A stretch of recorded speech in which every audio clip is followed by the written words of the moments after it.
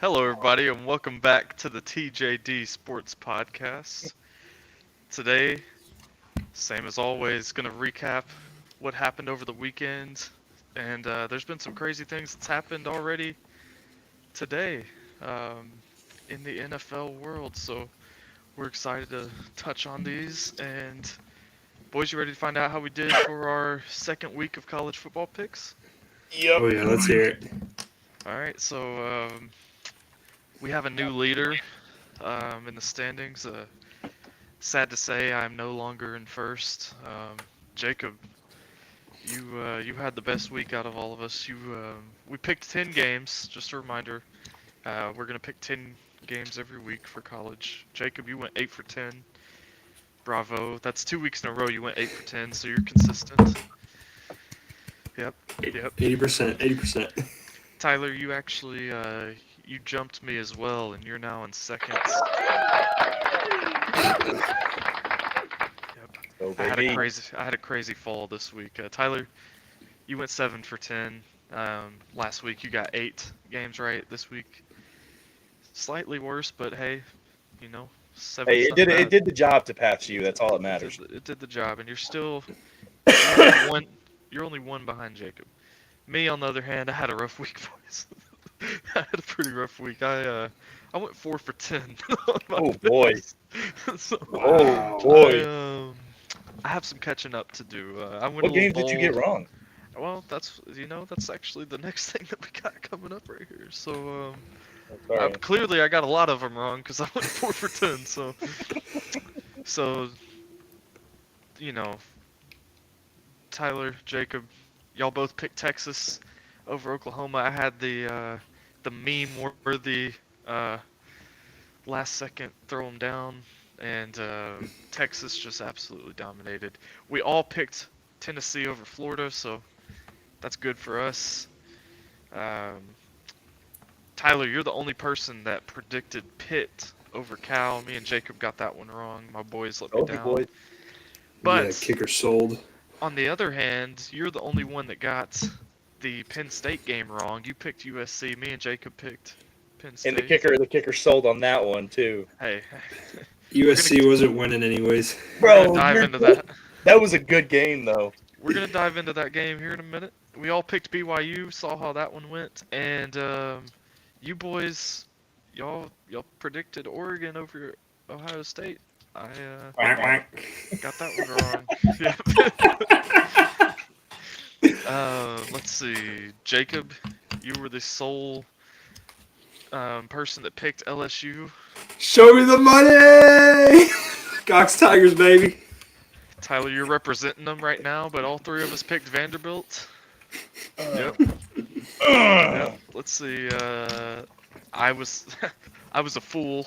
I'm the only one that picked West Virginia. Y'all got Iowa State, and Country then last road. but not least, we all were wrong in picking Colorado over Kansas State. Last time What I was the chose final score in that game? 31-28. It was a close Oh. game. It was a good game, Oh. and we'll talk about that one a little bit more here in a little bit. But Shadur Sanders actually had a pretty good game. But boys, I think we're gonna start with our boys. Don't know don't know if you could be proud or not, but anytime you beat Florida, that's a good day. But Tennessee beat Florida in overtime, 23-17. Nail biter, unfortunately, all the way to the end. Had me very angry most of the Oh, game. I don't know about yeah. you boys. Oh no, I told you boys I was ready to start watching cricket at this point.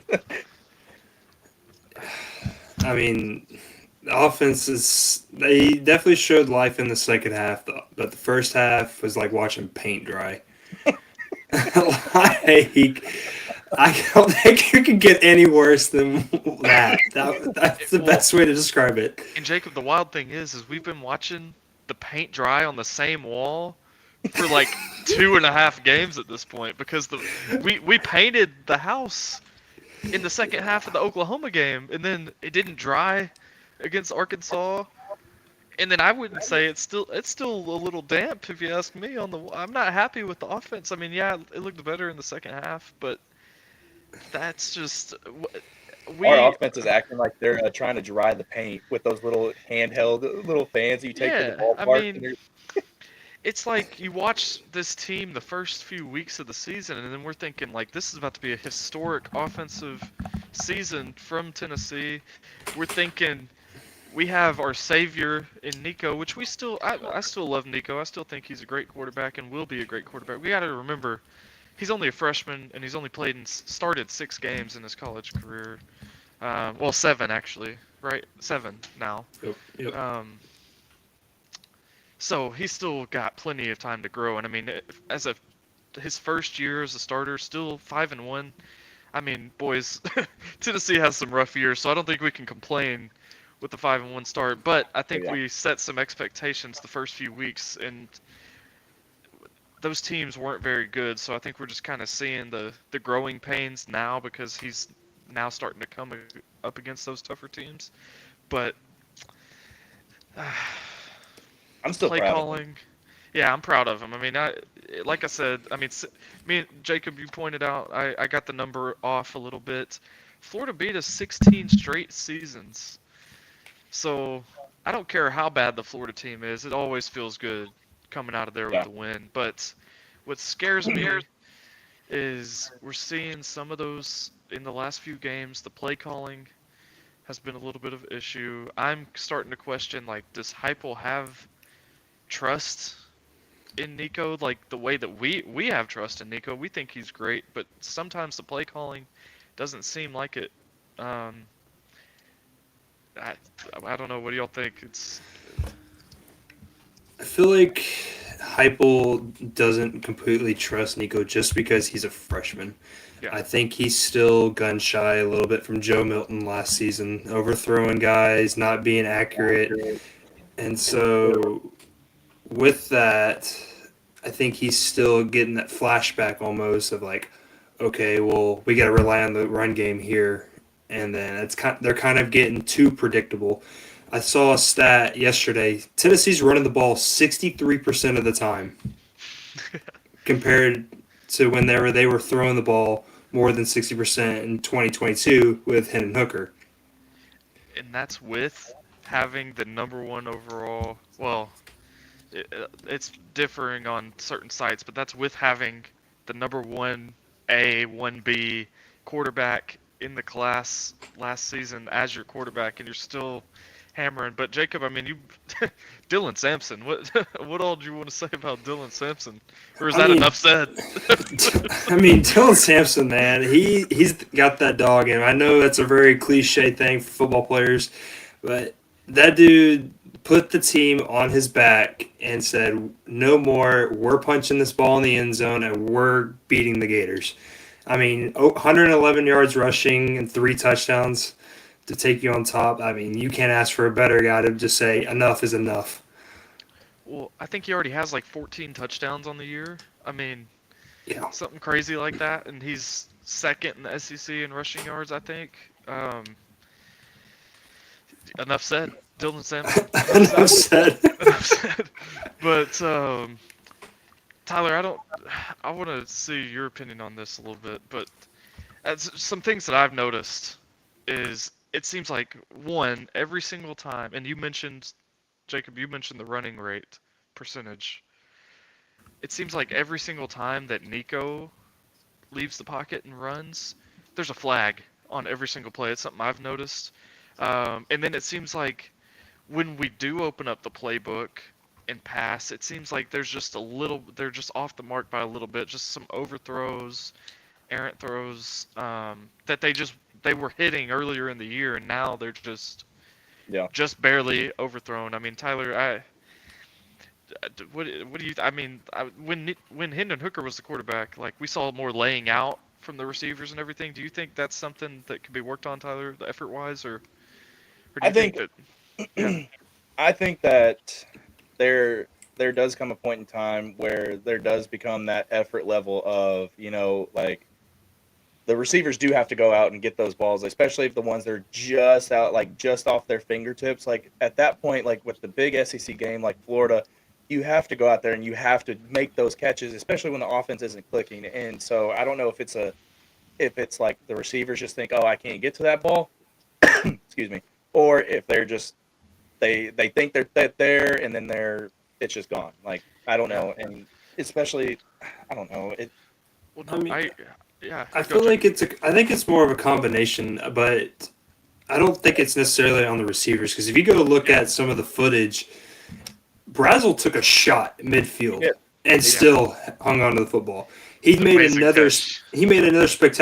two spectacular plays on the sideline. So I don't think it's necessarily on the receivers not giving Yeah, it. I think it's just a combination of Nico's being late with his decisions and I think the coverage is kind of confusing him a little bit, which we saw against Arkansas. I mean, that's 3 consecutive games he's thrown under 200 yards. And So so I go think ahead. it's just a combination of things. So let me ask you this: do you think you because we mentioned it earlier that does Heupel have a lack of trust in Nico? Do you think Nico doesn't have trust himself right now? I think a lot of it could be that. I think he's lacking the confidence because he's used to hitting those big plays and now he's not. well, Because So I the think that's it's a first combination. couple of weeks when we were playing like Kent State and all them, Nico, it was more like Nico just had to go like the free reign of go do whatever you want. Like we're just going to work on things and see what happens. And now it's like he has to be. Maybe he just feels like he has to be perfect, and I guess that's what's causing him not to be perfect. Because we all know like when you try to be perfect at something, that's when you're going to mess up more. Instead of going out there and being like, if I make a bad throw by 5 yards and it's incomplete, then whatever, right? But yeah. like now he's like, if I miss that, it's like, dang, like I really missed that. Like I need to carry my team, you know? Well, see, maybe me using effort as a term isn't the right thing, but in my mind, I'm thinking that we have an experienced, or Tennessee has an experienced group of receivers out there. I mean, you got Thornton, Squirrel White, Brew, Brazel. I mean, Yeah, those are experienced receivers. Brazel's new to the offense, but Brew and Squirrel, they've been there for years. This is Thornton's second year. Um, you just, in my head, I'm thinking they know they have a freshman quarterback that isn't playing up to the standards that he wants to play at, that the team wants him to play at, that the fans want him to play at.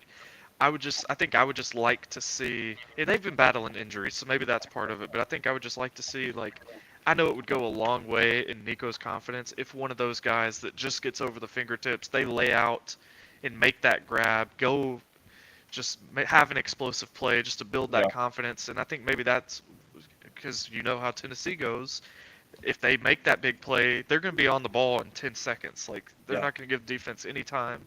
I feel like that's something that they're missing is they're just not able to get in that rhythm or have that play that like gets they're missing it right now. And I think and yes, I agree. That was first of all, that was one of the best catches we've seen this year from Tennessee. The catch by Thornton over the middle of the field, gets hammered and holds on, gets up, points first down, gets the whole crowd hype. Had me hype. I was ready to run through a wall, and then we went like 3 and out for 3 straight drives or something. yeah, But I don't know, man. And then on the defense, I mean, this is something I just want to talk about. This the defensive line that Heupel has recruited and brought in and now developed.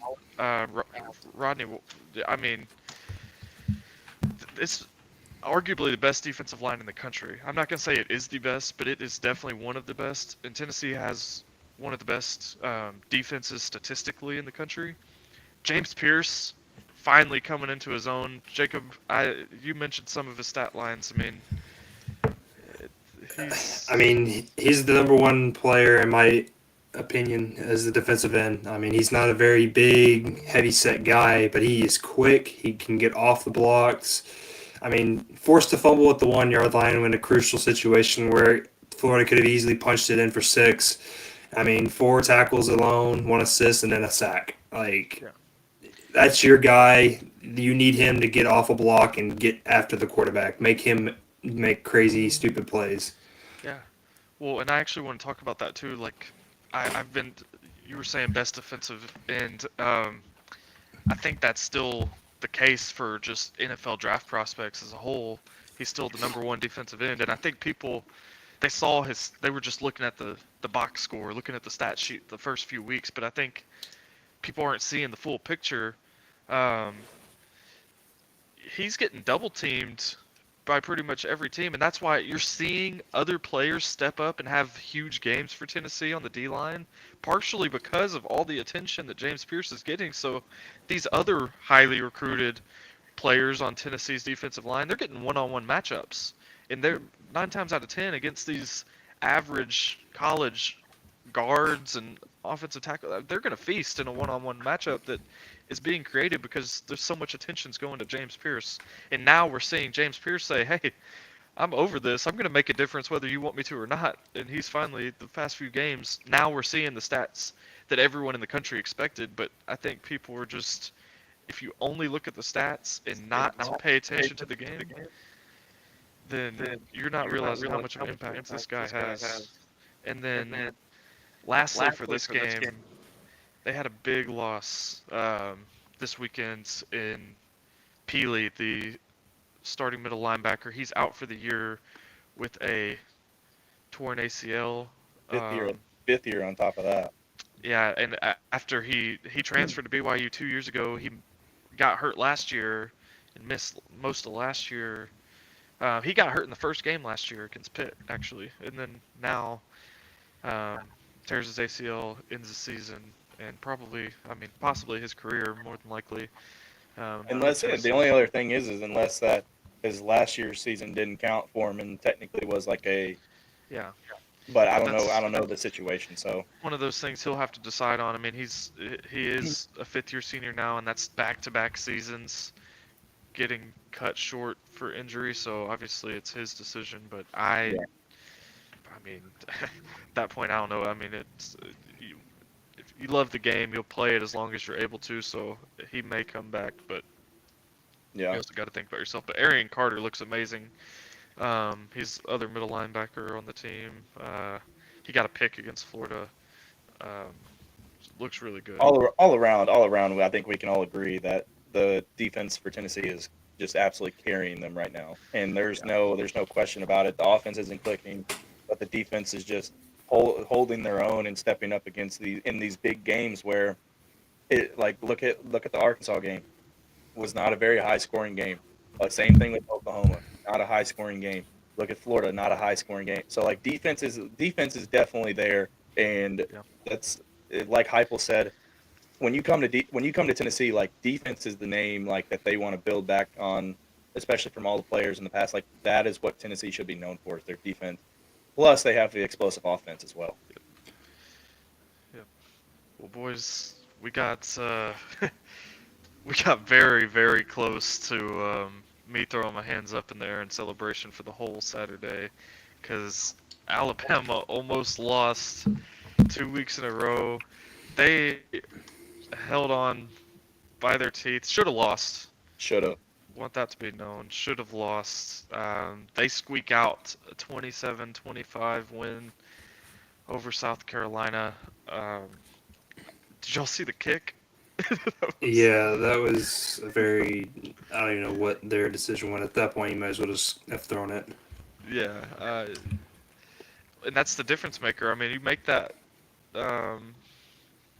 you're a winner on Saturday. But, this is... Seems to be a big thing with kickers right now, is that it just seems to be like something's off. Yeah, and it's happened all over the country lately. We saw it in the, we'll talk about it in a little bit, but yeah, there was multiple games just on Saturday that were greatly affected by, I'm not going to say decided by kickers, but greatly affected by kickers, because obviously there's a whole game that happens, so you can't blame it all on one thing, but I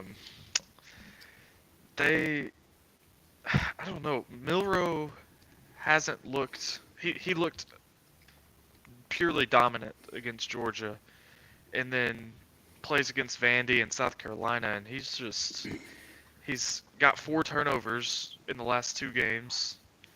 I think he had 4 touchdowns just in the Georgia game. Now he has 4 turnovers in the past 2 games.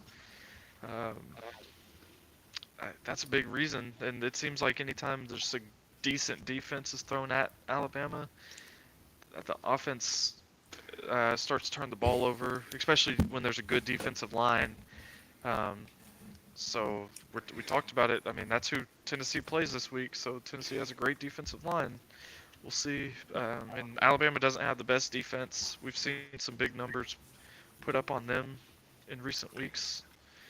Um, that'll be Yeah, I want to interesting. add on to that. I mean, if you go back and look at Alabama's games, their offensive line has not been Alabama's offensive line. Nope. You go look at Vanderbilt, they got after Milroe. They made him uncomfortable. They made him scramble. They took away what he was good at. He was getting the ball in space, getting it to his skill guys, and then he went off. Vanderbilt got after him. South Carolina got after him. They made him uncomfortable, and they forced him to make bad decisions. So I think that's kind of what has been the struggle for Alabama going forward, is that they've been struggling to protect him. I know Milroe, they like to do QB sneaks. They like to do QB, everything with Milroe. Everything evolves around Milroe. I just don't think the offensive line is giving him the proper help he needs to get to his skill guys. And when he does, it's not in the best situation because the defensive line is getting after him. I agree. It'll be interesting because I think this weekend we can expect a low-scoring game. I'm not gonna expect this Tennessee-Alabama game to.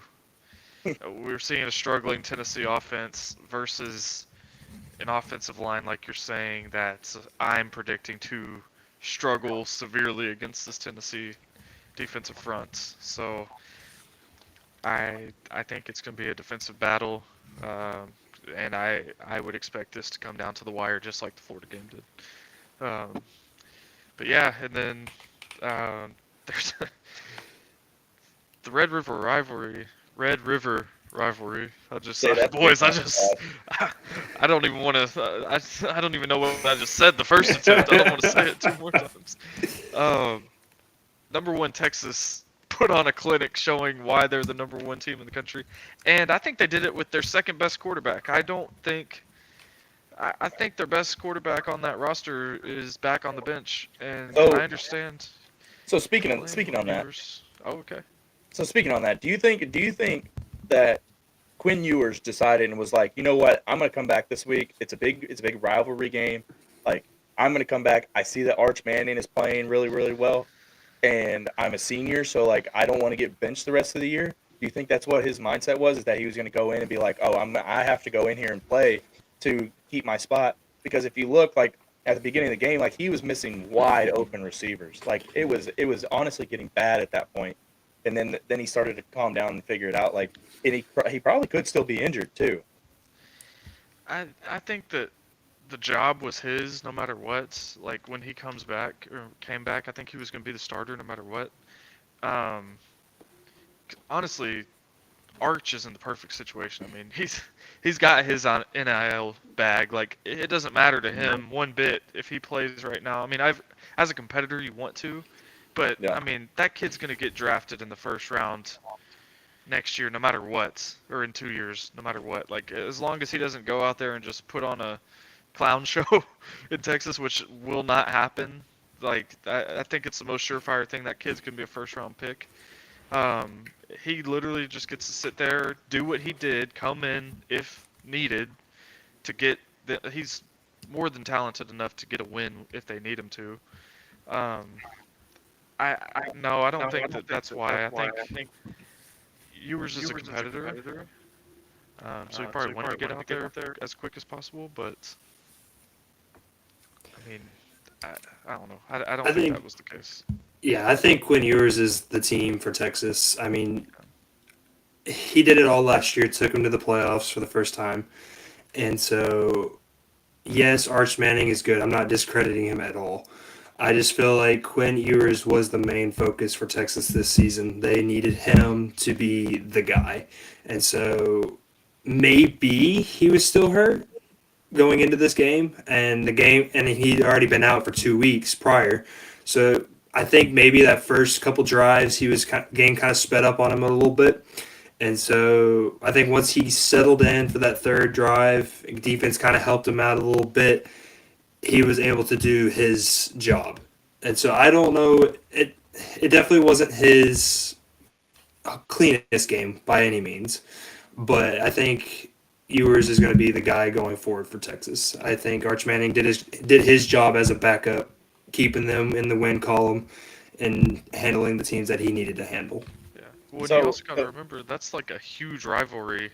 That's their biggest rival in yeah, Oklahoma. You're Yeah, at Oklahoma. That's got to be uncomfortable no matter who you are, especially missing a couple games and then getting thrown back in. Like, oh yeah, welcome back, Quinn. Like, here's the Red River rivalry. See, look, I can't. I yeah. don't want to say it a third time, but What was his injury? Wasn't it? Was it his oblique, I or think was it so. like something lower body? I think it was Because his oblique.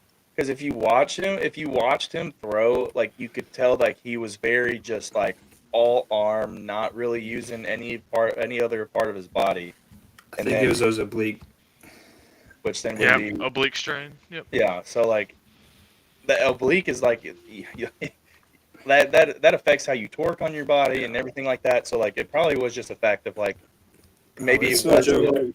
maybe it was still bothering him to the point of like he could play on it, but it wasn't 100%, which could be the reason why he was missing some of those throws that we've seen him do time and time again. Yeah. Yeah. That's. I mean, yeah. I think it's one of those things. Tough competitors, they're gonna push through a little bit of pain if they need to. Like Yeah. every football player at this point in the season, they're hurting. I mean, Yeah, you, they get hit enough. They're going through all the practices, all the training, working out. They're all sore, hurting. It's just you got to get to a point. Are you hurting bad enough to where you can't fight through it for a game? At this point, like it's everyone's gonna be hurting a little bit. So yeah, he probably was still feeling it, but if he felt like he was good enough to play, then that's a big enough game to where, yeah, if this is our yeah. guy, let's bring him back in. And speaking of Texas rivalries, a little off topic, but kind of not. I am very excited um, to see Texas and Texas A&M get their rivalry back for the first time in a very long time. That's their new rivalry week game. It's way down the road, so we're not going to jump into that right now. But I I'm very excited to have some of these new SEC rivals and see where Texas and Oklahoma just kind of mold into that with the rest of the SEC that they don't have a previous history with, like A&M. It'll be just kind of cool to see what's kind of new rivalries they build in that. Boys, they're now 5-1 after they snuck out with the overtime win over Purdue. Big one. Jacob, you got Yeah, anything on that? Illinois is sneaky, man. I see that they went to Penn State. They didn't look great offensively. Defense, I feel like they did fine. I mean, still giving up 21 points or whatever it was to Penn State at Penn State. I think that's enough to win a football game right there. I mean, so Illinois, I think they can make some noise in the Big Ten. Obviously, they still got a couple more games left in the Big Ten to play, and there's a load of competition within the Big Ten, I feel like now. And so Illinois is definitely a team I think you could watch out for and possibly make a few upsets and maybe make a Big Ten push for the either conference championship or playoffs. Yeah, because I mean, they only have two ranked games left on the schedule, and it's Michigan, who we've talked about multiple times. It's not the same Michigan that we had a year ago. And then, sorry, Zach, it's not. But you know this. And then, but that's still like a game. Illinois is gonna have to bring their A game to win that game. So it's not a gimme. Michigan's still a very good opponent, tough team, but it's a home game for Illinois, and that's this week. They play each other. They play each other on Saturday, and then right after that, you play against Oregon, who just showed finally what we've been waiting on all year. They've had this high ranking, haven't shown it, but then they flex their muscles when it matters the most against number 2 Ohio State. Um, but Illinois, I mean, after if you're sitting at 5-1 right now, if you escape with one win over either Michigan or Oregon, I mean, you're on the fringe of being in the Big 12 or the Big 12, the Big 10 championship. Um, it's possible. I mean, it's not going to be easy with Oregon and Ohio State sitting there at the top, because you're going to need one of them to get to 2 losses for you to even have a chance. But it's definitely possible. So I agree with you, Jacob. But I just mentioned a game a second ago that lived up to the hype. Just as much as Alabama, Georgia did, Oregon and Ohio State delivered. What a game! A great game. What a freaking game! Slugfest. I mean, we actually, maybe not personally, but we know Oregon's running back. He had an insane day on the ground. Jordan James. 155 yards rushing. Oregon just, like I just said a second ago, I mean, you boys add on whatever you want, but they flex their muscles that we've finally been waiting to see. Quack, quack. Yeah, I mean, I think Oregon did the exact same thing they did whenever they played in Ohio State a few years ago. I mean, 155 yards on the ground. You're winning in the trenches if you get that yardage, especially against a top 5 opponent. I mean, Ohio State did the exact same thing, similar, 141, but Oregon definitely won the trench game, and they had fewer penalties. I mean, 3 penalties to 25 yards. That's not a ton. That's what I was going to talk about. Is if you can play a clean game like that, that's pretty impressive. You know, is because like we see all these college games where you know, there's so many penalties, and then when you can go out there and there's only 3 penalties in that whole game, especially with it being a big game like that, that's just awesome to watch. Dan Lanning had his boys prepared, and I don't know if y'all saw or not. I didn't even think about this rule, but it's a rule apparently. Did y'all see where Dan Lanning like purposefully sent out a 12th player at the end of the game to like get the 10-second runoff and put them Ohio State in pretty much just an impossible situation at the end of the game? I did not see that. Yeah, I don't know how true that is, but if that is, He's a I mean, mastermind. props to him, man. Yeah, I mean, I guess it's easy now for him to say, "Oh yeah, that I did make that happen," but you know, you don't know if that is actually what happened or not. But it happened, so whether he meant for it to happen or not, it happened, and it helped him out. But Yeah, the game delivered. I mean, for the most part, it was. I mean, you take away the penalties, it's a clean game besides 1 turnover. I mean, you couldn't ask for any better of a game all around. Yeah, I agree. That's exactly what we wanted to see from that game. I didn't watch much of the beginning of it because Tennessee and Florida were playing, but I did tune in afterwards to watch the ending, and I was checking like highlights throughout the game. Just exactly what we were hoping for. Just as even if you're not a fan of Ohio State and Oregon, as a college football fan, like that's just the kind of game you want to see when you have number 2 and number 3 match up against each other. You don't want to see a lopsided win like that. But 2 other big wins: BYU and Iowa State, both in the Big 12. They dominated again.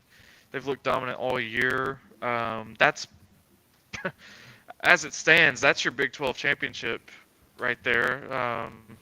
They don't play against each other. If I'm not mistaken, they don't. So it's possible that they both run the table, go undefeated. Yeah, they don't play each other. And as of right now, I don't see anybody standing in their way. I mean, they could.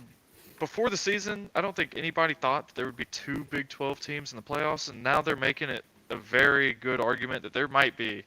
And I don't see how you can kick a 1-loss team of one of those 2 out. I mean, we're gonna see SEC teams that everyone thought everyone thought that there would be like 6 SEC teams in the playoffs this year. That may not be the case anymore. It might not. Some of these other teams are stepping up. I mean, well, think about it like this: this weekend with Tennessee and Alabama, that's at least going to be one. That there's going to be one SEC team that already has 2 losses. So then at that point, whether it's Tennessee or it's Alabama, who are you going to like? At that point, who would you pick? Well, exactly, and that's a good point, Tyler. I'm actually glad you brought that up because yeah, if Alabama loses, that's their second loss. They still have to play LSU. They still have to play their biggest. I don't care how bad Auburn is on any given year. They always give Alabama a tough time, and we saw that last year. Auburn was not a good football team last year, and they went into that crazy overtime game, and Milroe just made an insane play on like 4th and 29 or whatever, and just hit his guy in the back corner of the end zone to win the game late. I mean, Auburn, you can't ever count them out against Alabama. And then on the other hand, if Tennessee loses, that's their second loss. They still have to play Georgia, and then they play Vandy. they play a very good, overachieving Vanderbilt team right now. It's if Vandy played Tennessee right now, there's no telling how that game would go. Hopefully, by the time they get to that game, they figure it out a little bit. But Vanderbilt, and that's another game. They come out of Lexington with a win. That's 2 years in a row they beat Kentucky. Maybe they own Kentucky. I mean, I don't know. Did y'all watch any of that game? I didn't get to watch much of it. It was kind of ending at the same exact time. Yeah, that was one of those that kind of just fell in the cracks. But I'm shocked. I will say this about this. I do not know how Vanderbilt is not ranked. Right. I think that the only reason they're not ranked is because they have the name Vanderbilt and people are associating them with the previous season's Vanderbilts. But I think it's a little disrespectful to them that they beat the #1 team in the country. Whether they're playing good or not, they were the #1 team in the country, and then you follow it up with another conference win over a Kentucky team that has a good defense. At Kentucky, you're 4-2. I know they're receiving votes, but I'm shocked. The reason why the Vanderbilt's not ranked is because they still have that loss against Georgia State. And see, I've thought about that too, and I normally would agree with you, but the number, let me see real quick. The number 12 team in the country has a very big blemish on their record that lost to Northern Illinois at home. And at least Vanderbilt traveled to Georgia State. I know it's still a bad loss, but they lost to Georgia State on the road, and then they lost to number 9 Missouri. I mean, that's not the worst. Well, Georgia State should have won, no excuse for that. But the other loss is not the worst loss in the world, and they should have won both of them. I've said it multiple times. They should be undefeated right now, and no telling. Sky's the limit at that point with the resume. If they're undefeated, this is my wild take on Vanderbilt. I would put their resume up against any other teams in the country if they're sitting at 6-0 like they should be. If they make a few kicks and just don't give up a 1-minute drive to Georgia State. I mean, yeah. Then I'd put their resume up against anybody else's in the country. So, but they're 4-2. But they play Ball State this week. Unless they pull another Georgia State, that should be a win. This time it's at home. At that point they'll be 5-2. If a few of those 20 to 25 range teams lose, then maybe next week's the week that they get in there. And then right after Ball State, they host Texas, in case y'all didn't know. So maybe it'll be short-lived. Texas is at Vandy? Yep, and if Texas beats Georgia, Texas will still be the #1. So maybe Vandy's just the Grim Reaper for the #1 teams in the country. I don't know. Hey, we'll see. Maybe we can make a slide down there and go watch that game. Yeah, well, maybe. We'll see. We'll see if we can do that. Probably not, though. you let me know how it is. And then let's see. So Colorado and Kansas State's Kansas State holds on to beat this is a better Colorado team than what they had last year. Their offensive line's still not good. Defense still isn't the best, but they're better than what they were last season. Shadur Sanders had a great game again. I mean, he was 34 for 40 with 388 yards, 3 touchdowns, and the 1 interception. But I mean, that's really all you can ask for from Shadur. I mean, 6 incompletions when you throw the ball 40 times, that's just ridiculous. I don't care who you are. Um, he's really good. But we all picked him to win. Didn't happen. And then Can we also just acknowledge too that they didn't have Travis Hunter either. Like all that was just strictly on all the other receivers and Shadur the whole time. And when you take out a big playmaker like that, everybody in their right mind would be like, man, Travis Hunter's out. There goes our game. But then like they just kept fighting and fighting, especially against a Kansas State team that's actually pretty good. Yep. And then let's see, is there any? Have y'all looked at the top 25 any? Oh yeah, Top but 25? like I have some serious questions. Well, that So was actually my next point, Tyler. What's something that stands out to you that you think this team's ranked too high, and then what's one that stands out to you that you're like, I think this team is ranked way too low for what they are? all right, well my first point is the Alabama. They won by 2 points to South Carolina, right? They stayed at number 7. But Tennessee beats Florida by a touchdown in overtime. I get it, close game, whatever. But then why did Tennessee drop from 8 to 11, but Alabama stayed the same? I don't understand that. I think that if Tennessee dropped, I think Alabama should have dropped as well. And another team that I think that's in, I think Army should be ranked a little bit higher than 23. That's just like they're 6-0. Then it's not like they're out here beating teams by a touchdown or a field goal.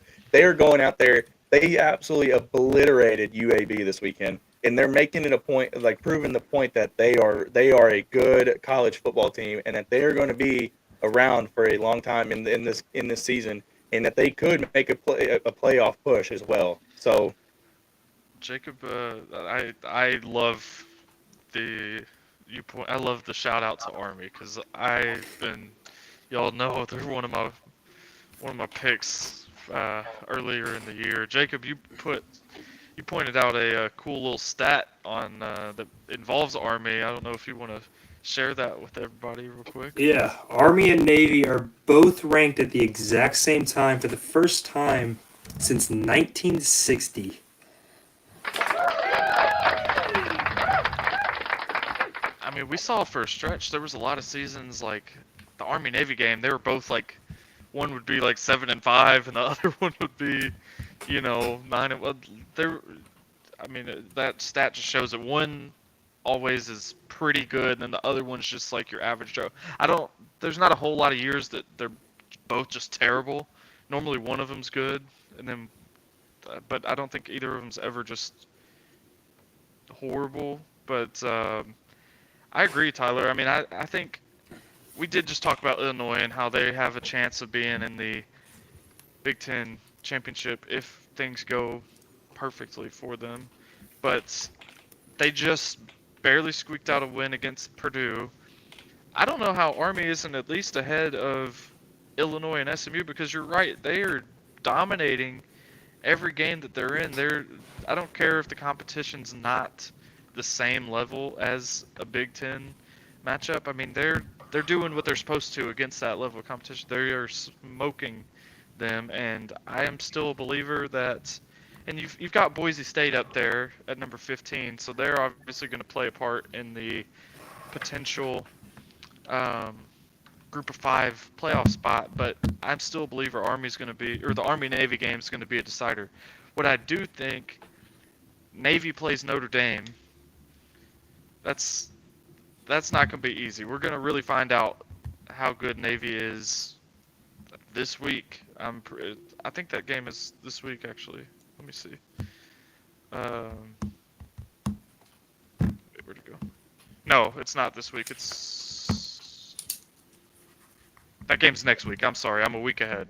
But in 2 weeks, we're going to find out exactly how good Navy is. And Um, that's going to be another strength of schedule builder for Notre Dame if Notre Dame comes out with a win. But I don't know if it'll be interesting. Those schools. Jacob, do you have who's the team that you think you're looking at the rankings right now? You're like, this team, I don't know how they're as high as they are, and this team that you think they should be way higher than what they are.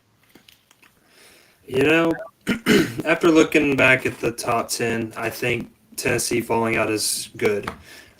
So I'm not going to sit there and argue with that one. Tennessee offense hasn't been playing well, so I'm not going to argue on that one. The team that's standing out to me the most, that's shocking, is Ohio State. Like, that's their first ranked team they've played, a true competitor that they have actually played, and they got dominated, in my opinion. I mean, they thought they could walk into Oregon, win an easy game. They were all high and mighty. Oh, we're Big Ten, we're Big Ten, and Oregon just said no. We're winning this game, and so I think Ohio State got exposed a little bit in that aspect. I mean, granted Ohio State's still a really talented team. I just think they're not the team everybody's expecting them to be, and so I think after them playing a true competitor in the conference and losing, I'm not sold on Ohio State being a top 5 team. And another Big Ten team, I just don't think they're getting talked enough. Indiana. I mean, they're 6-0. They're dominating teams, absolutely dominating teams. They're averaging almost 42 points in conference already. Like, they're sneaky. Nobody's talking about them. I mean, they beat UCLA for their conference opener at UCLA 42-13. They beat Maryland at home 42-28, and they just beat Northwestern at Northwestern 41-24. So I think Indiana should be higher, in my opinion. I think they should be, if not, I think they should be higher than Notre Dame, in my opinion. If not in Notre Dame's spot. And so that's my team that I think that should be higher in the rankings than what they are at 16. Well, this weekend for Indiana will be a test because they're playing against Nebraska. So that'll be a really true test to see if they can still stick undefeated because Nebraska has been playing really good too. So, and like you said, JP, like I'm not saying that Tennessee shouldn't have dropped. I just want that to be on the record that I wasn't saying that they shouldn't because they have been struggling. But if they're going to drop, I believe that Alabama should have dropped as well. Not to the extent, but at least drop them a little bit. Oh no, and I'm actually about to point this out. So, because I do agree a little bit with that. I think that LSU and Iowa State, who we've already talked about, they have an argument. I mean, 6-0 Iowa State, they should be, in my opinion, ahead of Alabama. So I think Alabama should have dropped to number 9. That's where I would have them. I would bump Iowa State above LSU, and then have Iowa State 7, LSU stay at 8, and then Alabama be 9. I would just swap Iowa State and Alabama. And then, honestly, if you're going to drop Tennessee like that, I don't see how BYU isn't another team that jumps Tennessee and just have Tennessee be 12, and then move BYU into that 11 spot. I mean, BYU is another team they're sitting undefeated right now, and they are just doing whatever they want with whoever they're on the football field with at any given Saturday. They are dominant every single week. They're undefeated, 6-0. Probably going to be undefeated going into the conference championship. They're going to continue to rise. I don't know if it's still just they're the Big 12 or what, for why Iowa State and BYU aren't moving up as fast as some other teams. But that's kind of what stands out to me the most. Those are the teams that I think should be a little bit higher. And Ole Miss, I think Ole Miss could have dropped even. I think they're lucky to still be in the top 20 at this point. 18. I mean, they dropped 9 spots, but that's their second loss. They had a pretty bad loss to Kentucky. LSU does what they do. Ole Miss should be happy that they're only dropping to 18, but those are my final thoughts on college. I don't know if y'all have anything else y'all want to add real quick, but I'm good. No, that's good. let's go then. All right. So, boys, we so we already talked about our college picks. For the NFL, same thing, same rules apply, but except for NFL, we pick 5 games every week. Obviously, there's a lot smaller sample size, so we're gonna pick less games. Um, it was a clean sweep all around for our records. We all had the exact same record, but we didn't pick the same games. We didn't have the same winners, but we all went 3 for 5. So no one dropped or raised in the leaderboards, nothing like that. So Jacob, you're still in first with 11 points.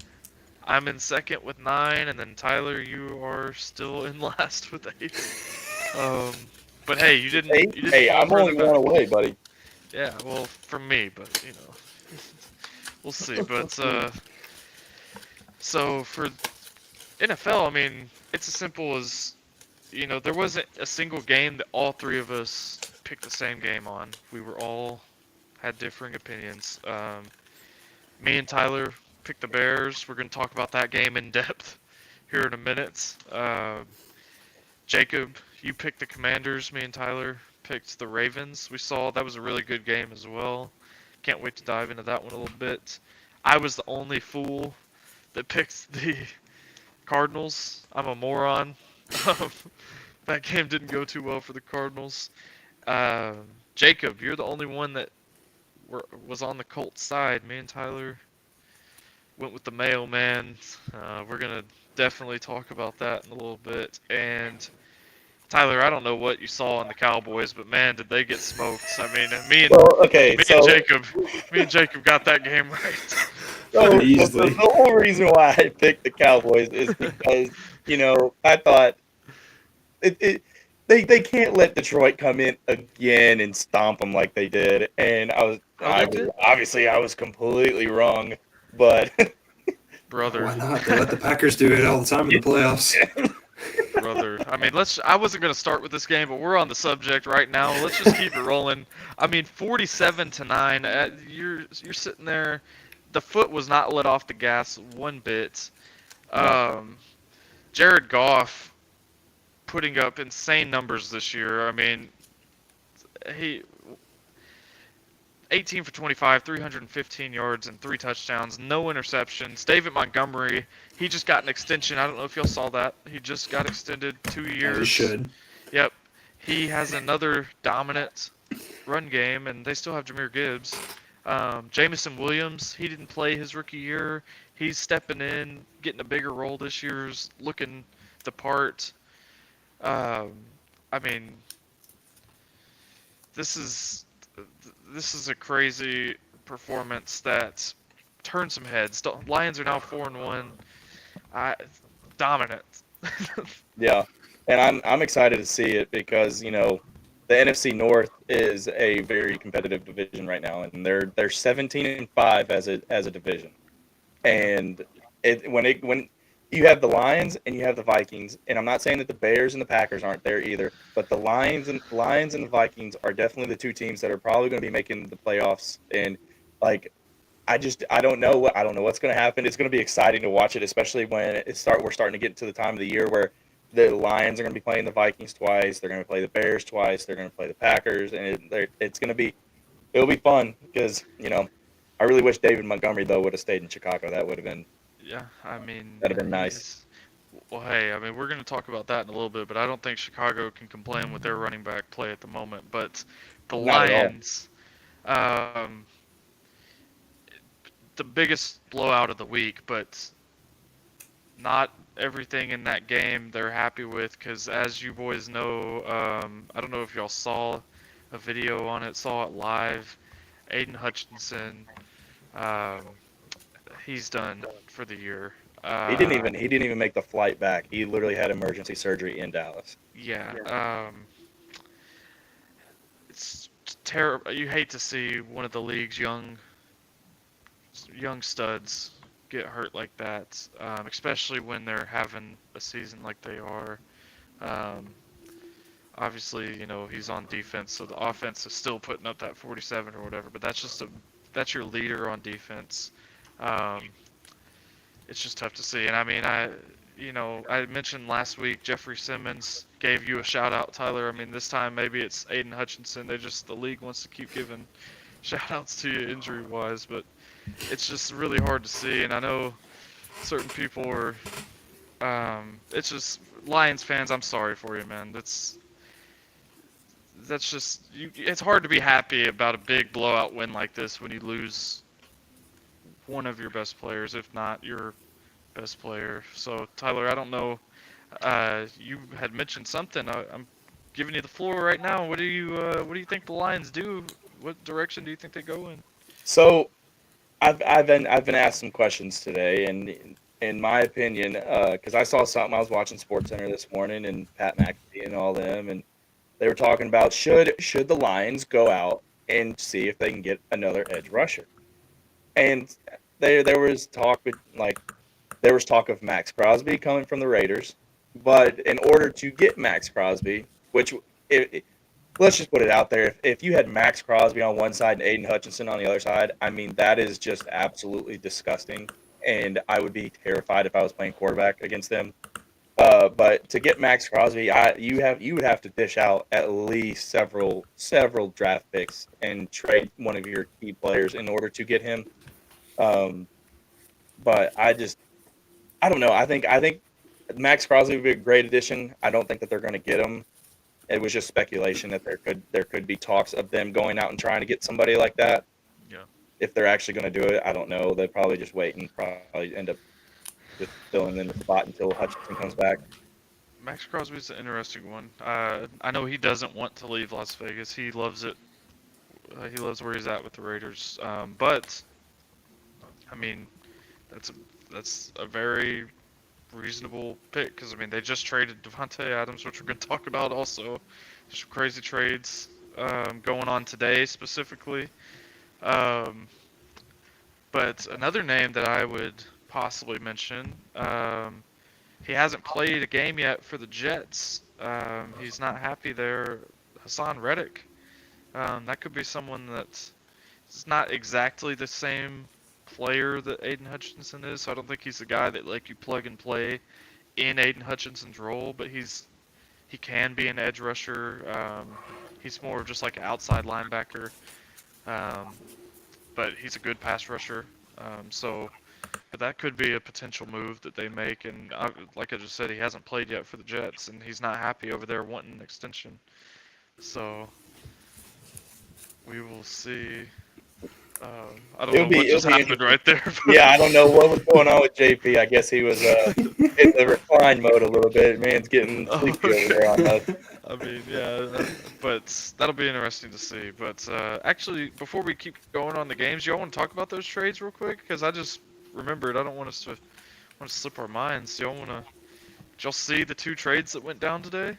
I think I'm most excited about the Devontae Adams. Like, even though the Jets lost last night, you can feel the energy that bringing in Devontae has. Like, there's already an energy to it, and him and Aaron Rodgers are like really, really good friends. And on top of that, you have another veteran wide receiver that's going to mold Garrett Wilson a little bit. And on top of that, Garrett Wilson's been getting double teamed a lot. So now you bring in Devontae Adams, and now you have to, as a defense, you have to pick like, okay, if we're going to double team him and we're going to double team Devontae, Breece Hall is going to be running the ball because then they have to lightly stack the box. So then you're going to have Breece Hall who's just going to get more yards per carry. So if you load the box, then you're going to have one of those receivers that's going to be wide open. Plus, then you have Mike Williams too, which obviously he had the bad route or whatever you want to call it. I've seen different takes on it, but plus you have him, that's just going to open it up. And like the Jets could be very, very dangerous now with adding Devontae. Still have Alan Lazard. I mean, Exactly. Maybe this is just the Jets are seeing where their season's going right now. They feel the sense of urgency. Maybe it's partially hitting the panic. But you just fired Saleh. Aaron Rodgers pretty much blamed Mike Williams for that route that you're talking about. And then the very next day they go and trade for Devontae Adams. So it seems to me like Aaron Rodgers is playing Mr. Coach and Mr. GM over there in New York. I don't know, but you're right. I mean, that's just another big time weapon, someone that he already has big chemistry with. That'll be very fun to see. I want the trade. That's the trade that you're more interested in. The one that I'm more interested in is the Bills were so terrified of the Yeah, Mayo man Will Levis that they went out and traded for Amari Cooper I to kind have of I bolster have that roster. one more thing before we get into the Amari Cooper trade. Okay. Before it slips my mind. So I was looking at something. I was watching Sports Center today. Rodgers and Adams in have combined for the most red zone touchdowns by a wide receiver quarterback duo in the league. They have 52 touchdowns in the red zone, and the Jets have struggled in the red zone this year. So that is just going to expand it even more, and I feel like that's why the Jets are. I feel like they kind of hit the panic button. Like, okay, we have if we're going to do something, we have to do it right now in order to make our playoff push or make it to where we're at least better in the division than what we are right now.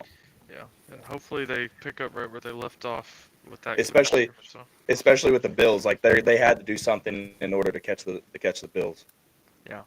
Well, yeah, and like I just said, I mean the Bills they felt the need that they needed to boost this roster before Mayo Man comes into Buffalo, and he strikes fear in his opponents, so they needed to go in there, add Amari Cooper. I mean, that's a perfect fit in my opinion. I actually saw something funny earlier today that Josh Allen was already building a chemistry with Amari Cooper because he was scrambling out of the pocket and he just threw a pass away and threw it to the Browns sideline, and Amari Cooper jumped up and caught it. And someone said, "Oh look, Josh Allen knew that the trade was going to happen, so he was already trying to get him some reps throwing the ball to him." And the thing is with this trade, like this was kind of just like out of nowhere. Like Yeah. I didn't know that like that was what the case was going on in Cleveland. Well, there was talks earlier in the year. I forgot who um, they were trying to trade for, but I think it was Brandon Ayuk. Um, when Brandon Ayuk was like having trade talks, that's exactly who it was. Um, the Browns tried to trade Amari Cooper for Brandon Ayuk and like swap picks or something like that. And it was either the 49ers said no or Brandon Ayuk said no, I'm not going to the Browns, which I don't blame him. Yeah, I don't And blame him either. so, but Amari Cooper knew that his name was in that trade talk, and like the Browns were gonna send him off. And I think from that point on, like Amari Cooper was like, okay, well if that's how y'all feel about me, I don't want to be here where I'm not wanted. Like you just tried to trade me for Brandon Ayuk.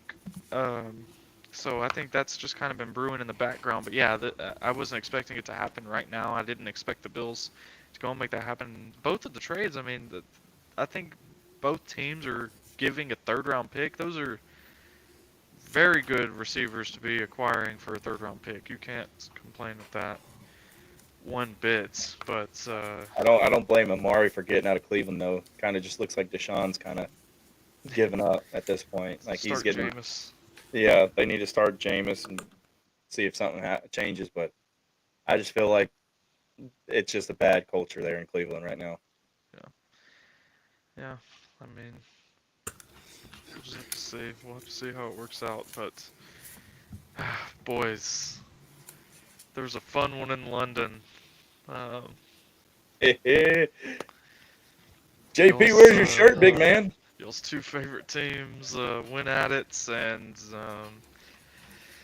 let's just say it was a lopsided, lopsided victory. The Bears went in there and dismantled the Kitty Cats, 35-16. Wow. Jaguars fall to 1-5. The Bears improved to 4-2. Tyler, you already talked on the division and what that record looks like, but I mean, this is. I said it last week about Caleb Williams. This is now Caleb Williams' best game as a Bear. He keeps getting better and better, and that's exactly what you want to see from your rookie quarterback, your first overall pick rookie quarterback at that. He just keeps showing why they took him. And I think people like C.J. Stroud and Jaden Daniels, they're going to make it very hard on all future rookies because now the fans' expectations are if you don't come into the league and instantly do what those two guys are doing and have done, then you're not our quarterback, and that's just unrealistic expectations. They are outliers. Not every quarterback's just going to come in and do like do what Jaden Daniels is doing right now, do what CJ Stroud did last year, and instantly turn your team into a potential playoff team. Caleb Williams, though, on the other hand, it took him a few weeks, but now we're starting to see he's getting more comfortable. Tyler, I know you weren't the biggest fan of this move. What's your thoughts on it now? What's your thoughts on the Caleb Williams draft pick right now as we speak? I'm starting to become a fan of his. Like not like I'm starting to become a fan of what he's doing, not necessarily a fan of his. So if that makes any sense. And like he's what does the kid have to do to get your seal of approval? I need to know right now, no hesitation. What does this kid need to do to get you to be painting your nails before game days? Like I need to know what is missing. He needs to stop painting his nails.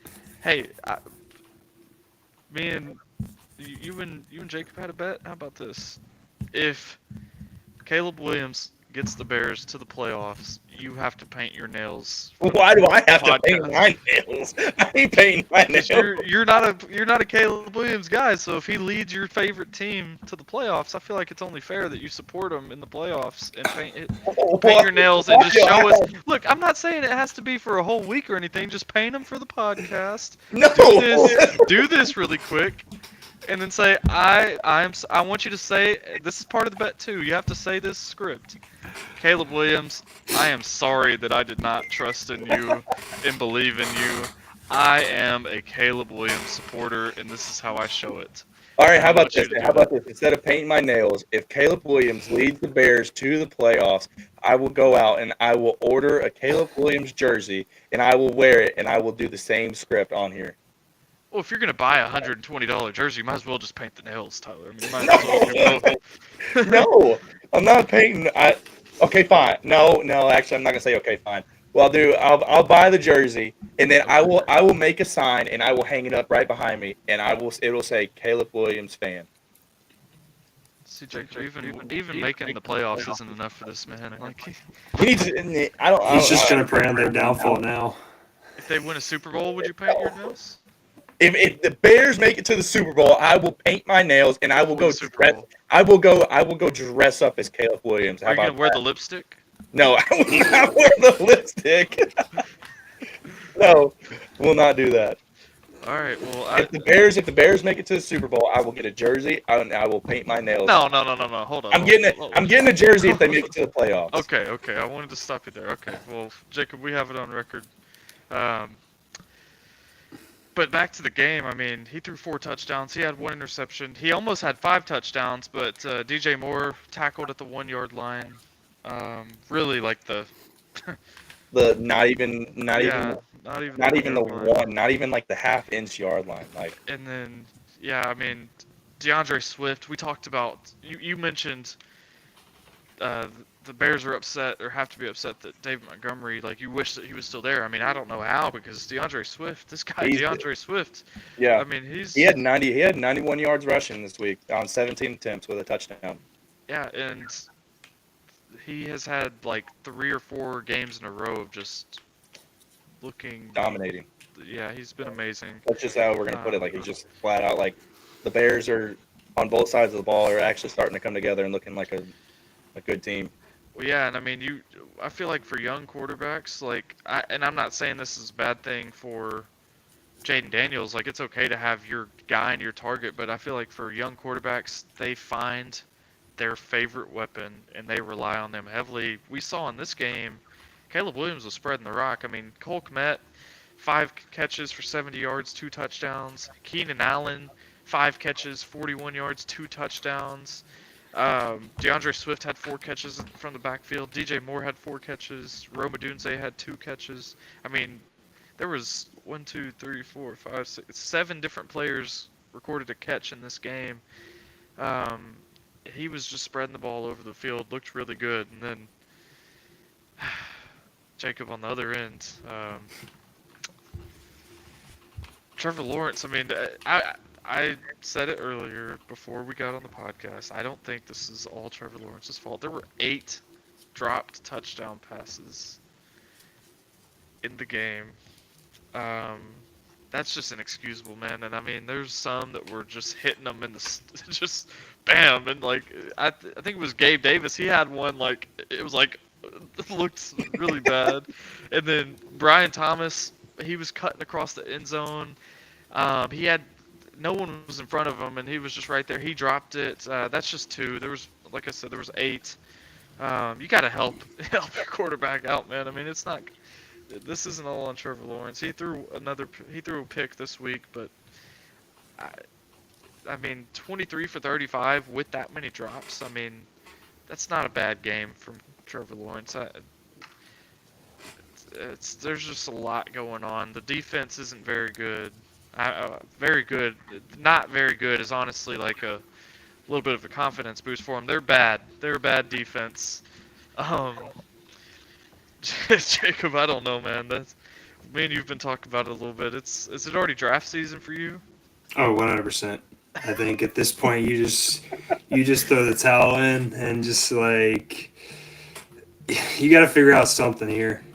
Because what they have and what they are working with now is not it.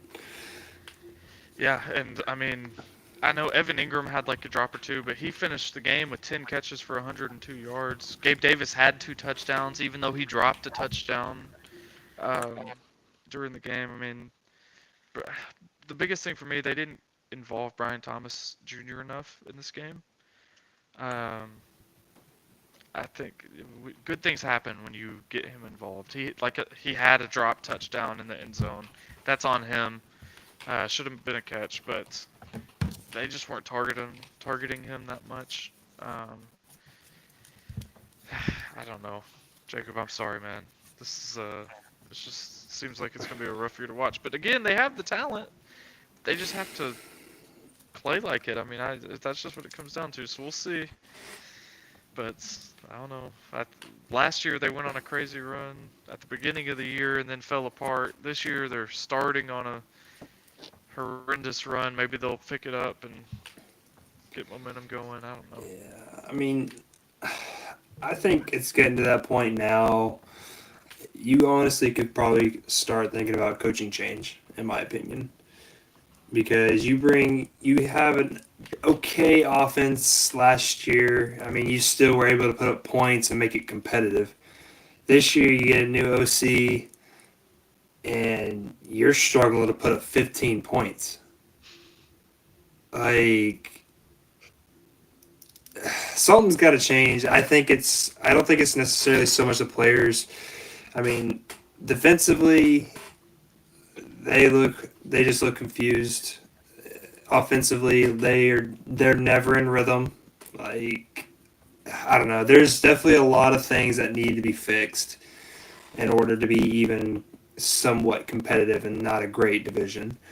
Yep. And so I think at this point you just got to look towards the draft and be like, okay, what do we need? How do we fix it? And stuff like that. Yeah. Well, and we knew that this Bears defense, it's good defense. But yeah, I mean, they came off a crazy offensive performance against the Colts, and then to follow it up with only 16 points. It's a little disheartening for Jags fans, as you know. But I just want to do a brief interruption because this just happened in the sports world.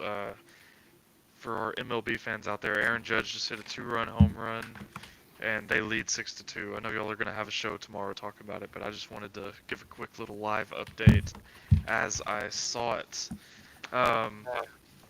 So, boys, my favorite team also had a game this week. They didn't play one of y'all. The Titans. I don't even know where to begin. I'm about to get passionate on this podcast right here, right now. You're winning pretty much. Okay, hold on. Let's start from scratch. You let Joe Flacco drive down the field, the opening drive, put up a touchdown. Okay, that's one thing. That's, it's fine. We're fine. No, it's not. Okay, Titans come out first drive of the game, run up the middle. Not really. You don't really get anything. A swing pass to your left doesn't really get anything. Swing pass to your right, 3 and out. Give the ball right back to Joe Flacco. Joe Flacco, the next drive, basically, like, it would be like he threw an interception. It would be like me walking up to y'all right now and saying, here's the football. Our defense didn't do anything for it. He threw the pick right to a money hooker. Just handed it to us. And then we had a good play call. I'm not going to deny it. That was a good play call where Will Levis found Nick Westbrook-Akine in the back right corner of the end zone wide open, and they faked a screen pass to the left and then did a double fake and faked it back to the right, and then Akine was just wide open in the end zone. So maybe the first drive was just setting up that play call for the second drive. I don't know, but the rest of the game, the play calling was just. I used a term. I'm not gonna. It was horrendous play calling. We have a first-year head coach, first-year offensive coordinator. So maybe, I don't know, maybe they're still trying to figure out, get comfortable with it. I mean, we're 5 games in for the Titans, and you just came off a bye week. I was a little disappointed, to say the least, with how the play calling was off the bye week. And maybe the play calling, it's made me question, like, is Will Levis the guy in Nashville? It's made me question that. And I have the Mayo Man's cologne. I talk about it every week. I'm a supporter in the Mayo Man, but I'm questioning it. I don't know if he is the guy in the future. Before, I thought that the O-line was not very good, but they didn't give up a single sack this week. We started a new right tackle, Leroy Watson. He came from the Browns with our new offensive line coach, Bill Callahan. He didn't. Will Levis had the fastest time to throw in the league this week with 2.23 seconds. That's because we did. I don't know if y'all watched any of the game. They did nothing but throw screens and throw swing passes. I mean, it doesn't take you that long to snap the ball, get it, instantly look to your right, and just dump it off. I'm not surprised by that, and that's part of why our offensive line didn't give up a single sack. But our new right tackle, he had 3 penalties. He had a false start and some holding calls. The Titans as a whole had 113 penalty yards in the game. That in itself is. The Colts as a team had like 200 yards. We gave them half of that, like extra, just in penalty yards. It's insane. And Titans are not finding pressure off the edge right now. We didn't get a single sack. There wasn't a single sack in that whole game from either side. And it's not, I tell you, it's not because of the offensive line play. Let me just go ahead and shut that down. It's just so much going on. I'm just stunned. The Titans don't look good right now. Will Levis had some shining moments last year. He just looks horrible this year. I'm not even going to sugarcoat that. And we brought in so many pieces that was supposed to make us better, and the Titans' defense is still very good. They're still the best defensive statistically in the league, but the offense is just horrible. I don't know how many more years of horrible offense I can take, because it's been 3 in a row now. And I don't know, I am not in love with any of the QBs in this class, but if the season ended today, I would hope that we're in a position to take someone possibly like Shedeur Sanders. Honestly, I think if y'all picked Shedeur, that'd probably be the best bet, because he's able to run, he's able to throw, and they did. I don't know. Watching that game was like watching paint dry again. Like, hey, I told you, Joe Flacco, baby. I told you. Joe Flacco didn't we had the conversation too about if, like, what kind of Titans team we were going to get depending on who the Colts started at quarterback. Was it going to be AR? Was it going to be Joe? Like, I think that kind of just got thrown out the window either way. Well, Like, that's the thing. Joe Flacco did not have a good game. They should have beat us by, 2 or 3 scores. But Joe Flacco missed. He overthrew multiple receivers that would have been touchdowns. We had multiple defensive pass interferences that would have resulted in multiple touchdowns. Um, he threw the horrible interception to Amani Hooker. I mean, I'll send it to you later. I mean, you couldn't ask for just more of a gimme oh, interception. it was bad. Yeah, and it's just I don't know. The thing is, Titans need a lot right now. They don't need to trade up for a quarterback. If Shadur's not there, don't trade up to No, go and get him. You stick where you're at. If he's already off the board, you also need a right tackle. You need edge. You need receiver. You get the best available. You just get the best athlete that's available, unless your quarterback is still sitting there. But we don't have the team to go and trade all these future first round picks to move up to get because I'm not that in love with the quarterbacks in this class, but if they love a quarterback enough and he's still sitting there, because quite frankly, at this point in the season, I think we're a 4-win team max currently. So they're going to be picking in the top 5. Um, you either take a Shadur if he's sitting there, or you just take the best available. Don't move up. Don't be one of those teams like the Panthers that trade 3 first-round picks to the Bears to move up and draft Bryce Young, because that's no guarantee. Like anybody, you could draft, anybody at the first overall pick. It's no guarantee that that's the best quarterback in the draft. So you don't want to lose all your future picks on top of having a guy that's not actually your guy. Like that's just double whammy. You don't want that. So do I you don't think think the Titans will be the worst, but they're going to be up there. do you think Will Levis is just having a sophomore slump season? Thing is, he had 2 really good games last year, and then outside of that, I mean, I think I'm included. I'll take the blame for it. I think I let those 2 games cloud my judgment of how the rest of last year went, where he had a lot of throws last year that should have been intercepted that just weren't. They were dropped or something happened.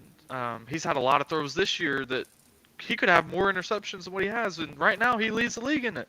I mean, there was a throw just against the Colts that should have been picked off that I don't even know where that throw was going to. He was trying to hit Calvin Ridley, but he throws it nowhere near him. And yeah, it's just I don't know if it's sophomore slump. I think it's just he's not a very good quarterback in the NFL. And right now he's at the point he's gonna have to earn me back as a supporter. Yep. As a Titans fan, I hope he plays good. I want that. I don't want them to have to take a quarterback next year. Obviously, I want whoever our starting quarterback is to be the franchise guy. But right now, I'm out on them. I think they need to start doing a very good job scouting guys and figure out if their next quarterback is in this draft class. If not, then hey, maybe I talked about earlier. Maybe Arch Manning is in 2 years. Um, I don't know, but I will say the one thing that Will Levis did a little bit better this week is that he wasn't trying to go out there and play hero ball. Like yeah, he wasn't trying to take off and make stupid decisions with the football. He was playing smart, and obviously there were some throws where he was not smart about it. But at the end of the day, like in my opinion, I don't think Will Levis is the guy in Tennessee either. It just he keeps showing reasons on why he is not, and I'm not saying to go and start Mason Rudolph, but at the end of the day, like if he keeps doing this, then they're going to have to take a quarterback.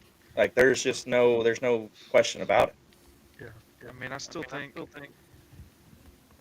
you have to love a quarterback prospect to take one in the first round. So like they don't need to take one just to take one, because you could always just try and find your bridge quarterback for like just a 1-year guy. Like I In don't know, my what if they went out and got Joe Flacco as a bridge quarterback? that's a possibility. I mean, he's going to be another year older. It's up to Joe Flacco how long he wants to play, obviously, but he's earned the right to play as long as he wants to now because he did it with the Browns. Now he's doing it with the Colts. But the guy that I was kind of thinking is as a possibility of if you don't go the draft route and you want to get your bridge quarterback, um, Vikings are going to have a tough decision between Sam Darnold and J.J. McCarthy. If they want to stick with J.J. McCarthy, Sam Darnold, I'm pretty sure, signed only a one-year deal. He could be a free agent if they choose not to bring him back. That could be a guy. Jameis Winston possibly could be a bridge quarterback. I mean, I don't know if y'all saw this or not, but Justin Fields just got benched. I've seen some Titans fans floating around, wouldn't be completely opposed to seeing what they could trade to get Justin Fields brought in because he's leading the Steelers to a 4-2 record and just got benched when Yeah, he's having a pretty good season. that doesn't make any sense to me. And yeah, so there's options. So I don't think you don't need to take a quarterback just because you need one. Like you better because that's a position like that'll get you your GM and head coach fired if you just take one in Yeah. the first round and they're not your guy. So you better be certain that you want to risk your job on the quarterback. So they got to love one, but there's options. I don't know. It'll be interesting to see. I think I would love to see Justin Fields in a Titans jersey. Yeah. Well, we'll see. I don't know. He'll probably stick uh, in Pittsburgh, but I'm baffled by that move to bench him. But anyways, that's my Titans talk for the week. I don't want to get myself worked up any more than I already have. But yeah, so one of the other games that we picked on, I mean, the Packers just dominated the Cardinals. There's not much to say in that game. I mean, it was just Marvin Harrison didn't get a single catch. He also was out the whole game. He was out, yeah. So that was just a blowout. And then, I mean, the game that we were all excited for. What about the Ravens and the Commanders? What do y'all think of that one? I think it's going to be another rematch in the NFC, either division or championship, in my opinion. AFC. Well, one's in the AFC, one's Well, in the yeah, NFC. my So bad. that'd be a Super My bad. Bowl matchup. I read it wrong. Sorry, that's on me. Hand up accountability. We'll never talk about it again. Yeah, that'd be a Super Bowl matchup, but it's a possibility. I mean, I don't know.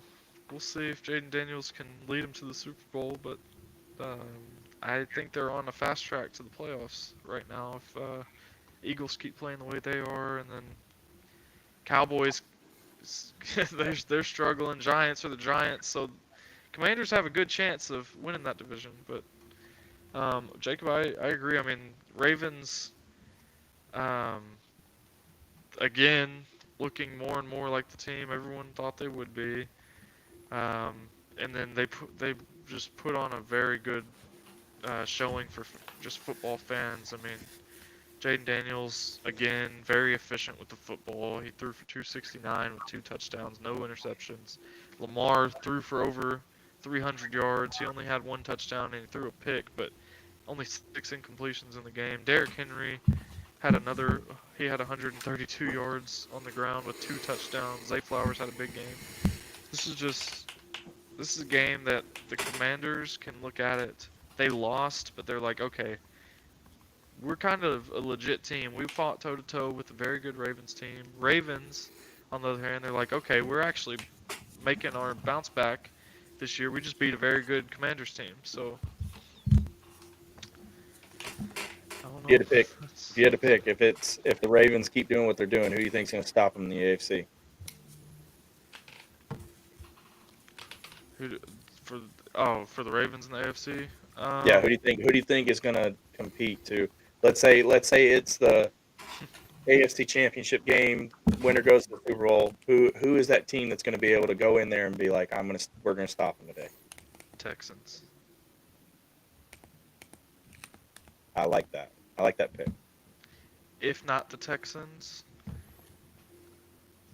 it's hard to argue with the Bills right now, especially after they just boosted that offense with Amari Cooper.